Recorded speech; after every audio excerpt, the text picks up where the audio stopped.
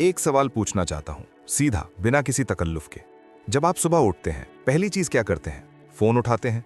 ठीक है, अब सोचें, 1947 में जिस इंसान ने अपना घर छोड़ा, अपना शहर छोड़ा, अपनी जिंदगी का सब कुछ पीछे छोड़ दिया, वो सुबह उठता था और सोचता था आज मुझे क्या बनाना है, और आप उठते हैं और सोचते हैं आज क्या स्क्रॉल करना है।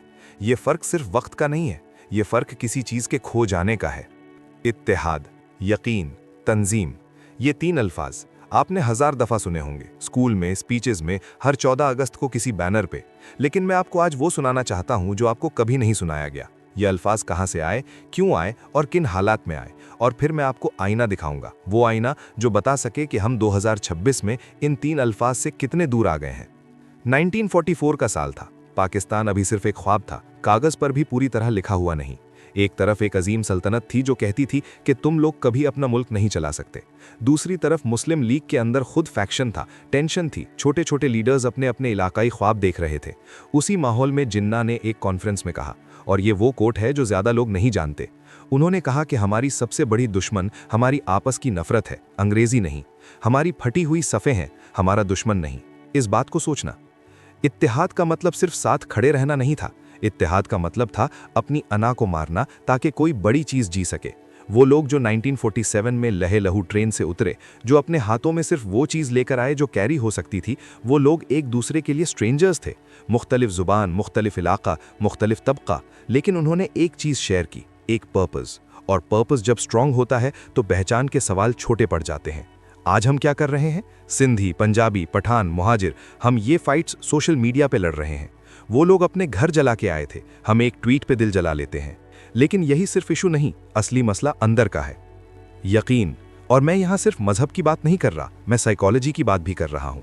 न्यूरोसाइंस आज जो कहती है, कुरान 1400 साल पहले कह चुका है। सूरह राद में अल्लाह कहता है, इन्नल्लाह ला युगय्यिरु मा बिक़ौमिन हत्ता युगय्यिरु मा बिअनफुसिहिम। अल्लाह किसी कौम का हाल नहीं बदलता जब तक वो खुद अपना अंदर नहीं बदलते। ये सिर्फ एक वादा नहीं, ये एक साइकोलॉजिकल लॉ है। रिसर्च कहती है कि जिस इंसान का बिलीफ सिस्टम स्ट्रांग होता है, जिसे अपने आप पर, अपने पर्पस पर यकीन होता है, उसकी प्रीफ्रंटल कॉर्टेक्स डिफरेंटली फंक्शन करती है। वो स्ट्रेस के वक्त भी रैशनल डिसीजंस ले सकता है, वो फेलियर के बाद भी उठता है। लेकिन जिस इंसान का यकीन टूट चुका हो, जो कन्फ्यूजन में जीता हो कि मैं क्या हूँ, मेरा मुल्क क्या है, मेरा दीन क्या मांगता है मुझसे, वो इंसान होता तो है लेकिन जीता नहीं। और ये क्राइसिस आज के पाकिस्तानी और मुस्लिम नौजवान की सबसे गहरी तकलीफ है। हम एक आइडेंटिटी क्राइसिस की जनरेशन है। वेस्ट ने कहा अपना कल्चर छोड़ो, पुरानी जनरेशन ने कहा मॉडर्न मत बनो, सोशल मीडिया ने कहा सब कुछ परफॉर्म करो, अपनी रियल जिंदगी छुपाओ। नतीजा, हम बीच में लटके हैं, न पूरी तरह अपने हैं, न पूरी तरह कुछ और इस वैक्यूम में यकीन नहीं पलता, इस वैक्यूम में सिर्फ एंग्जाइटी पलती है। 1947 में एक खातून थी, सरदारन बीबी। वो अमृतसर से थी, उसका पूरा खानदान पार्टीशन में बिखर गया। वो अकेली लाहौर पहुंची, जेब में कुछ नहीं, कोई घर नहीं। लोगों ने पूछा कि रोटी कहां से आएगी। उन्होंने कहा, पहले ज़मीन तो मिली, बाकी हम कमाएंगे। वो एक इलिटरेट गरीब औरत थी, लेकिन उनका यकीन इतना सॉलिड था कि उन्होंने अपने नेबर्स के साथ मिलकर एक छोटा कारोबार शुरू किया। वो यकीन था तंजीम का आगाज, वो डिसिप्लिन जिसमें कोई फील गुड मोमेंट नहीं था, सिर्फ काम था, सिर्फ स्ट्रक्चर था। ये तीसरी चीज इस पूरी कहानी का स्पाइन है, क्योंकि इत्तेहाद और यकीन के बिना डिसिप्लिन हॉलो है, लेकिन डिसिप्लिन के बिना इत्तेहाद और यकीन सिर्फ जज्बा है, और जज्बा बिना स्ट्रक्चर के डूब जाता है। आप सोचें, डोपामीन के इस दौर में जहां हर चीज आपको इमीडिएट रिवॉर्ड देने की कोशिश करती है, नेटफ्लिक्स का नेक्स्ट एपिसोड, इंस्टाग्राम का नेक्स्ट पोस्ट, टिकटॉक का अगला वीडियो, इस माहौल में डिसिप्लिन बनाना किसी और दौर से ज्यादा मुश्किल है। और एग्जैक्टली इसीलिए इस दौर में डिसिप्लिन सबसे बड़ी रेवोल्यूशनरी एक्ट है। जब सब लोग डिस्ट्रैक्टेड हैं, फोकस्ड रहना सुपर पावर है। नेल्सन मंडेला ने 27 साल जेल में बिताए।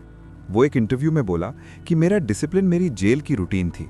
मैं रोज सुबह उठता था, एक्सरसाइज करता था, पढ़ता था, लिखता था, इसलिए नहीं कि मुझे उम्मीद थी कि कल छूटूंगा, बल्कि इसलिए कि मैंने डिसाइड किया था कि वो मेरे अंदर का इंसान नहीं तोड़ेंगे। ये तंजीम है।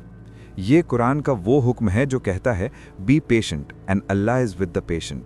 सब्र सिर्फ वेट करना नहीं, सब्र का मतलब है अपना स्ट्रक्चर मेंटेन करना जब दुनिया चाहती हो कि तुम बिखर जाओ। और सीधी बात करता हूं, आज का पाकिस्तान, आज का मुस्लिम नौजवान, वो पोटेंशियल से भरपूर है, जेन्युइनली। ये मैं कोई मोटिवेशनल स्पीच के खातिर नहीं कह रहा। लेकिन पोटेंशियल और रिजल्ट के बीच में एक बहुत बड़ा खाई है, और उस खाई का नाम है इन 3 चीज़ों का ना होना। हम तैयार हैं आर्ग्यू करने के लिए, ट्रेंड करने के लिए, रिएक्ट करने के लिए, लेकिन क्या हम तैयार हैं एक चीज़ के लिए सीरियसली काम करने के लिए, अपनी अना को साइड रखने के लिए और अपनी ज़िंदगी में एक ऐसी स्ट्रक्चर बनाने के लिए जो 90 दिन भी सर्वाइव कर सके? वो लोग जो पाकिस्तान लाए थे, उन्होंने वो काम किया जो उन्हें नहीं करना था। उन्होंने वो कॉस्ट चुकाई जो कोई नहीं चुनना चाहता।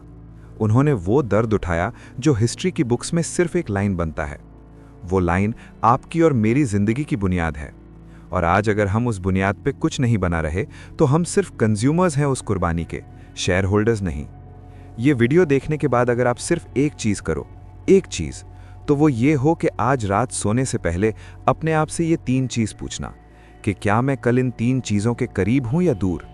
क्या मैं अपनी ज़िंदगी में, अपने काम में, अपने रिश्तों में कोई ऐसी चीज़ बना रहा हूँ जिसका मतलब मेरे सिर्फ होने से ज़्यादा है? इत्तेहाद, यकीन, तंजीम, ये 3 अल्फाज नहीं हैं, ये एक आर्किटेक्चर है, एक ज़िंदगी जीने का ब्लूप्रिंट है। और वो ब्लूप्रिंट आज भी अवेलेबल है, लेकिन सिर्फ उनके लिए जो उठने के लिए तैयार हैं।